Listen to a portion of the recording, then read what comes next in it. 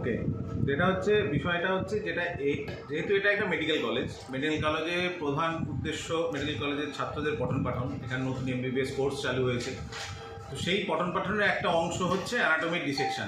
সব ব্যবচ্ছেদ, সেই সব ব্যবচ্ছেদ ডিপার্টমেন্ট অ্যানাটমি, তার ব্যবচ্ছেদ অংশ যেগুলো ছাত্রদের পড়াশোনা হয়ে যায়, যারা বডি ডোনেট করে দিয়ে যান সেই বডির থেকেই পড়াশোনা হয়। যখন সেটা কমপ্লিট হয়ে যায় তখন তার ডিসপোজের একটা ব্যবস্থা তুলতে হয় আমাদের, এবং সেটা as per BMW guidelines, national বা সেন্ট্রাল যেটাই আমাদের আছে মানে স্টেটের, সেই অনুযায়ী 2016 অনুযায়ী আমাদের নিয়ম হচ্ছে সেই বডি পার্টসগুলোকে ইয়েলো প্যাকেটসে করে আমাদের যে বিএমডাব্লিউ এরিয়া রয়েছে, collection area, common collection points, সেখানে রাখা।